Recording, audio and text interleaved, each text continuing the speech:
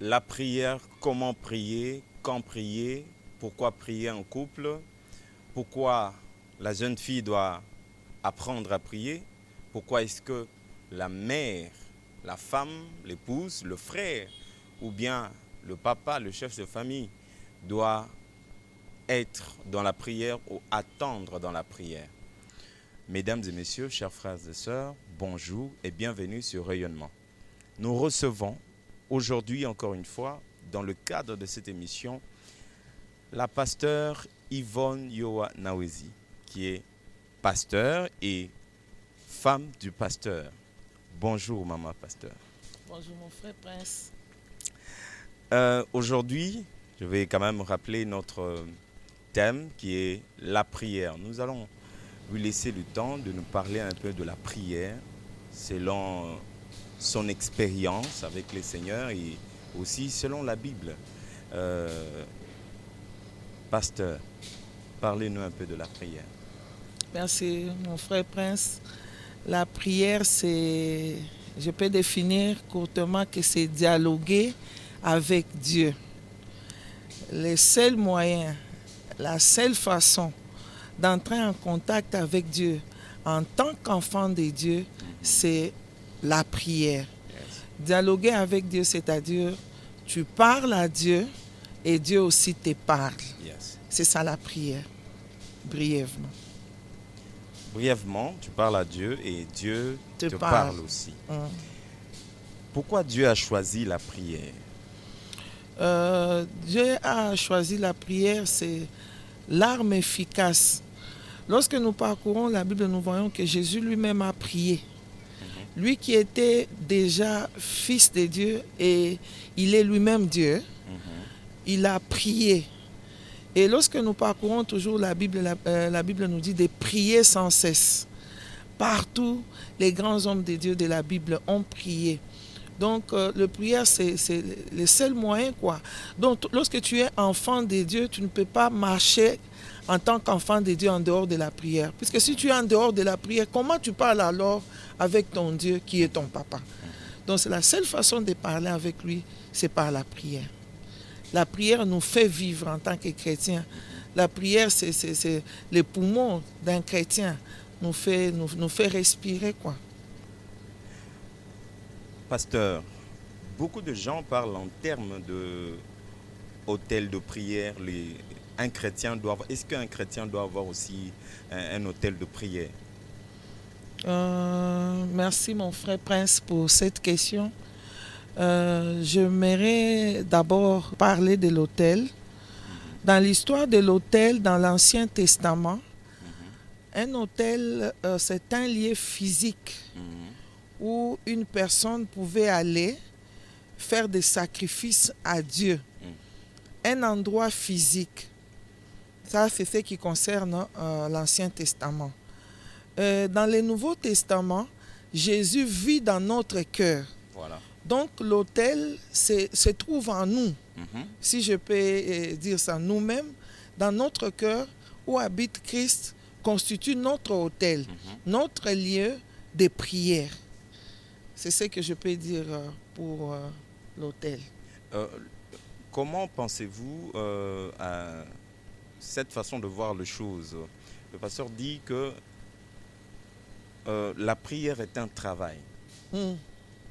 En quoi est-ce que la prière est un travail? Oh. Mais la prière, c'est un travail physique. Lorsque je me mets à parler, la prière, c'est un travail, une concentration.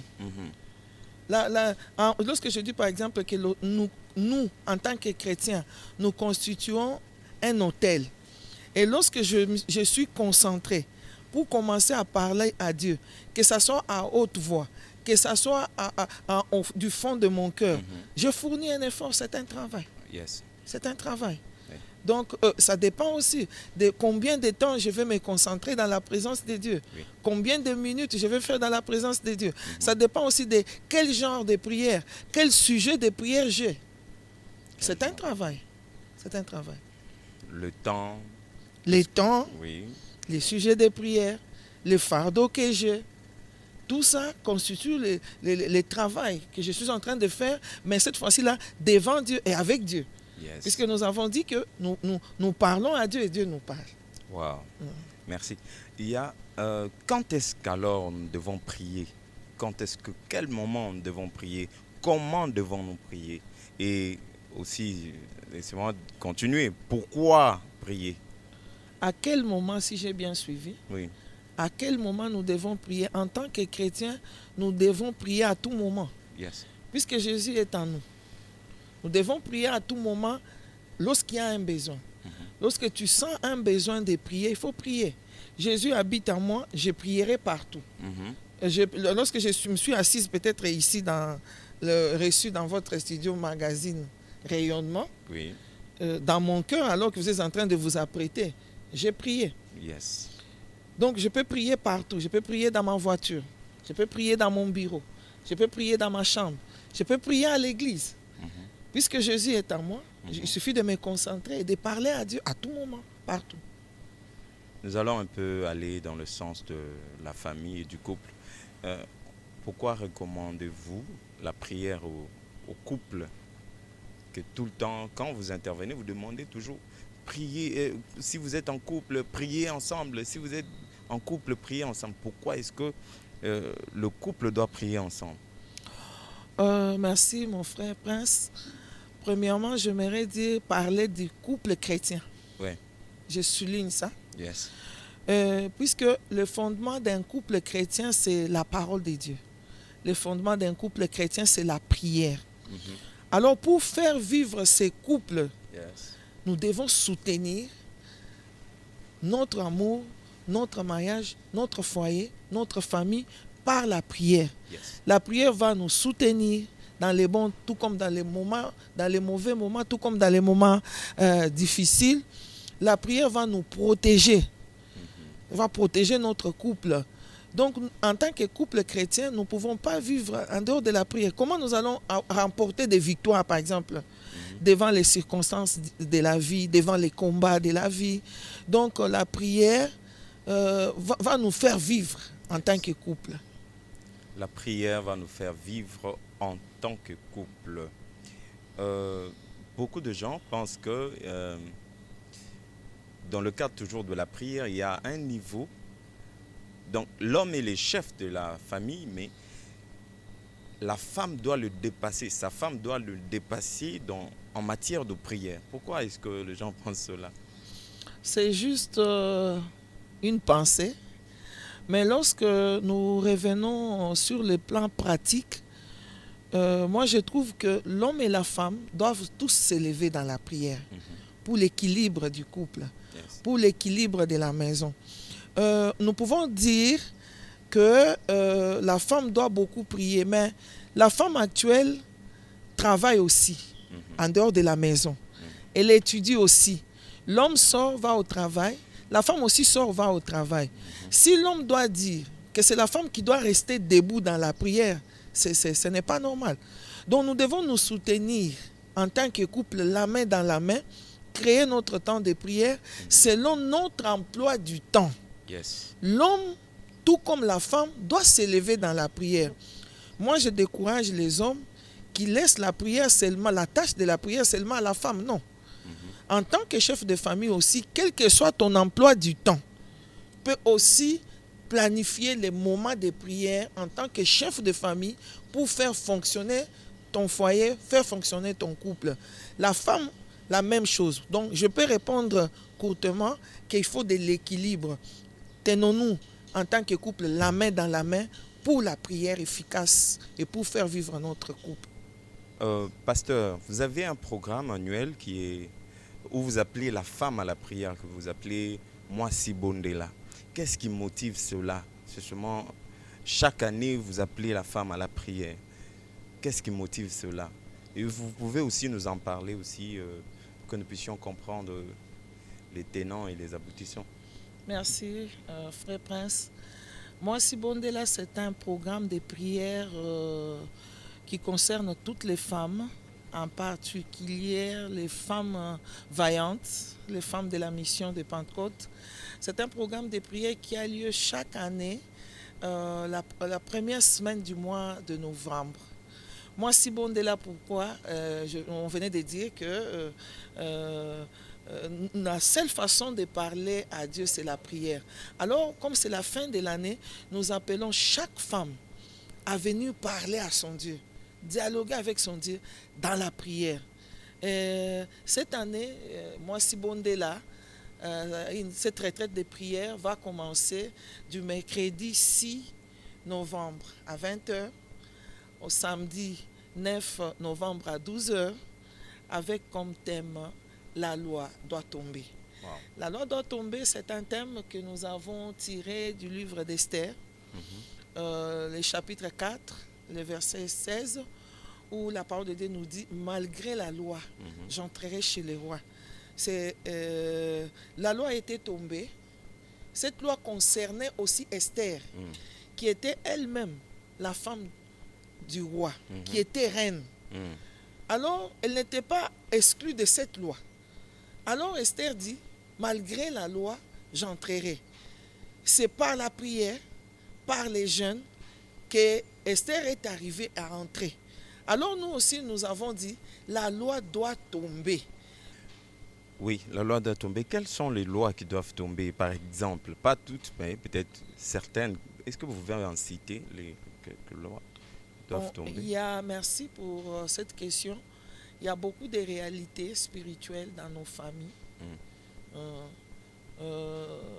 Il y a certaines réalités spirituelles qui doivent tomber dans la prière et dans les jeûnes. Il y a... je vais donner mon exemple, mon témoignage sur la mort précoce. Dans ma famille, les femmes mouraient avant 30 ans. Les hommes avant 50 ans. Wow. La loi est tombée en Jésus-Christ. Lorsque je suis venu en Jésus-Christ, je n'ai plus 30 ans. J'ai traversé. La loi de la mort précoce est tombée. Yes. Je suis en vie. Je dis que je mourrai après avoir fini ma mission. Yes. La mission pour laquelle Dieu m'a envoyé sur la terre. Juste pour donner un exemple, un témoignage. Alors il y a des lois comme ça dans des familles qui doivent tomber dans la prière. Yes. Nous voulons dire comme Esther, malgré la loi, j'entrerai chez le roi. Malgré la loi établie dans ma famille, je vais aller de l'avant puisque la loi doit tomber. La loi doit tomber. On sent, je connais que vous avez un background qui est d'intercesseuse de plus de 20 ans. Plus de 20 ans. Alors, parlez-nous un peu, qu'est-ce qui vous a motivé à plus de 30 ans? Si nous sommes aujourd'hui en 2024, 30 ans.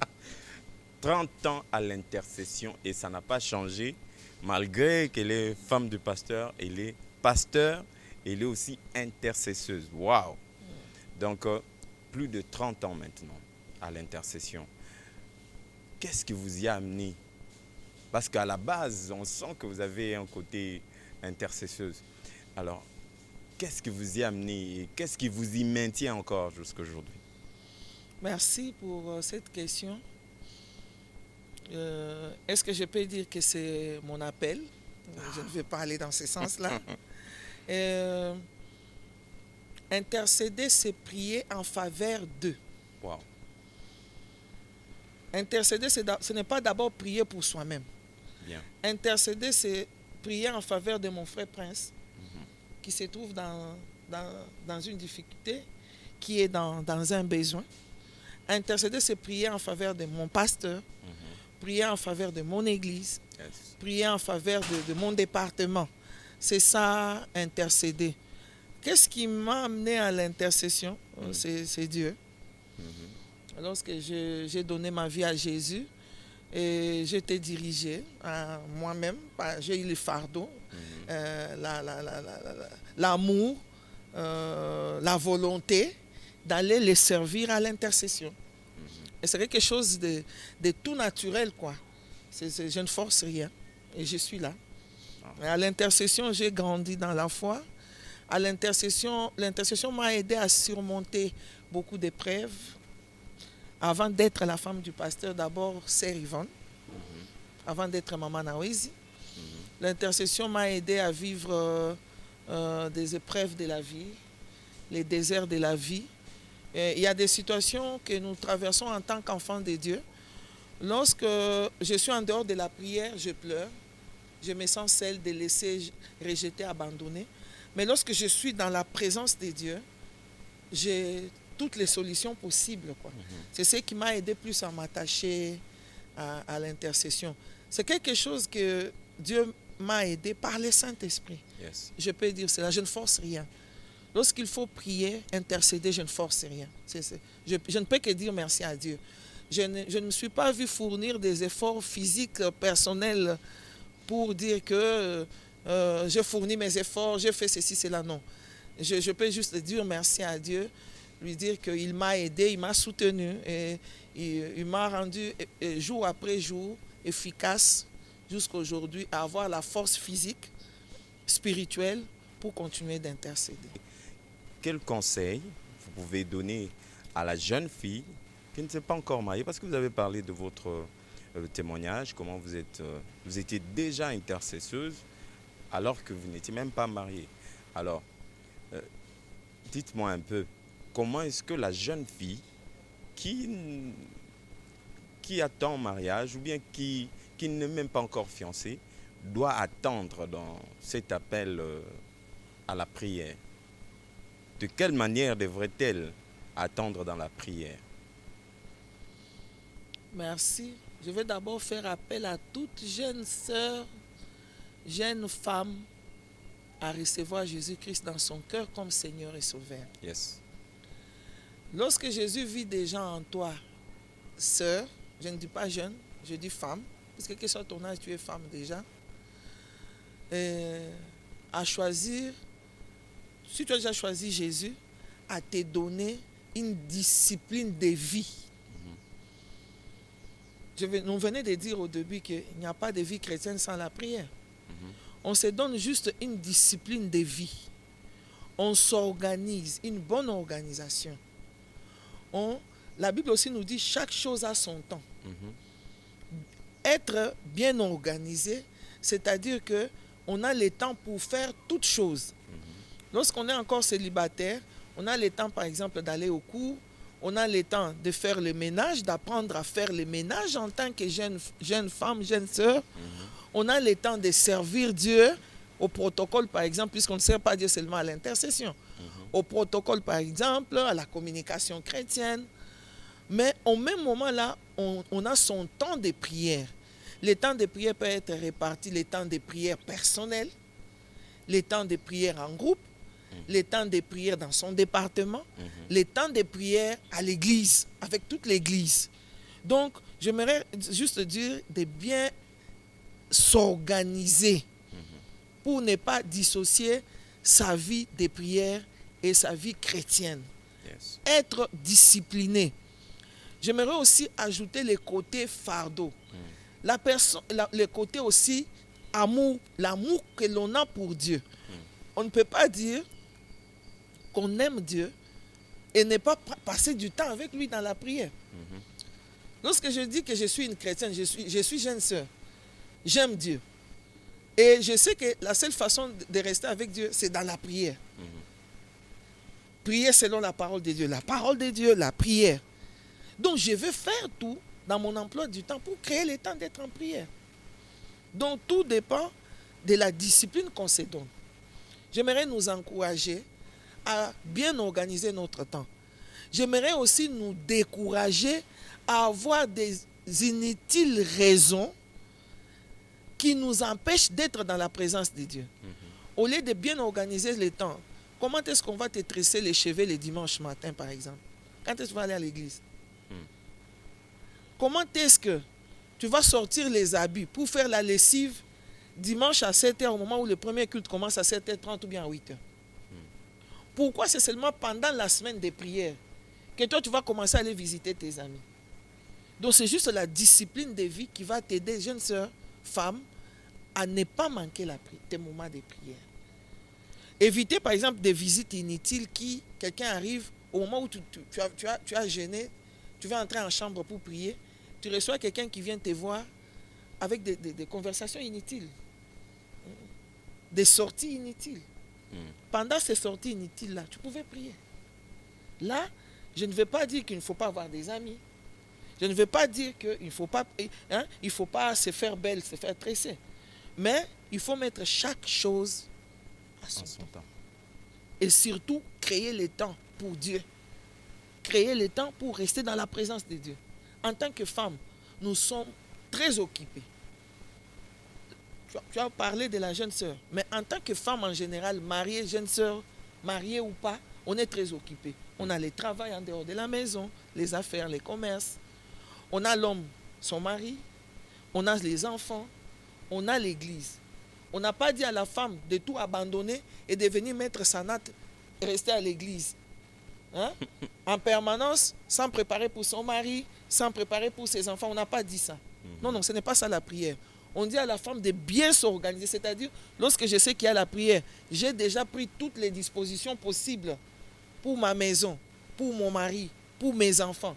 Afin que je ne sois pas une occasion de chute pour eux puisque je suis allé prier. Yes. L'inverse aussi. L'inverse, c'est d'abandonner totalement la prière, rester en train de dire, les enfants en train de pleurer, et je tente de prendre soin de mon mari, on a totalement oublié la prière. Il faut le juste milieu. Oui. Je suis épouse et mère, je joue mon rôle d'épouse et de mère à la maison, et au même moment, je suis une servante de Dieu, je suis une chrétienne, je dois aussi prier, parler à mon Dieu. Juste être au milieu. Juste être au milieu, trouver l'équilibre. En tout cas, nous sommes en train de chuter avec notre émission d'aujourd'hui avec la servante de Dieu, le pasteur ou la pasteur Yvonne Yohanawezi. Avez-vous un mot sur n'importe quoi, un mot à dire que nous sommes en train de chuter? Merci, frère Prince. Quelque chose monte dans mon cœur. Nous avons parlé de la prière, oui, mais la prière ne se fait pas en dehors de la parole de Dieu. Yes. Notre prière doit être basée sur la parole de Dieu.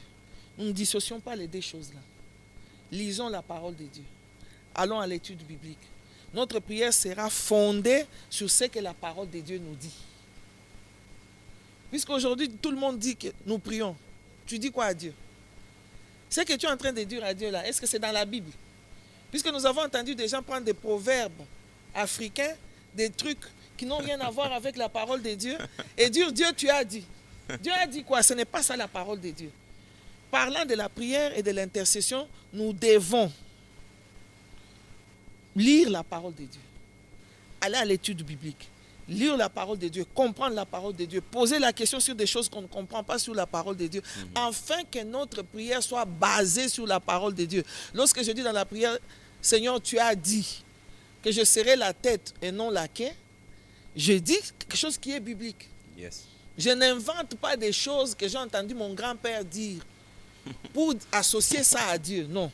Donc, notre prière doit être basée sur la parole de Dieu. Merci, mon frère Prince. Notre prière doit être basée sur la parole de Dieu. Nous avons été bénis par la pasteure Yvonne Yohanawezi qui nous a parlé autour de la prière dans notre émission d'aujourd'hui du magazine Rayonnement, votre rayonnement, qui travaille toujours pour votre édification, votre épanouissement et votre stabilité en Christ.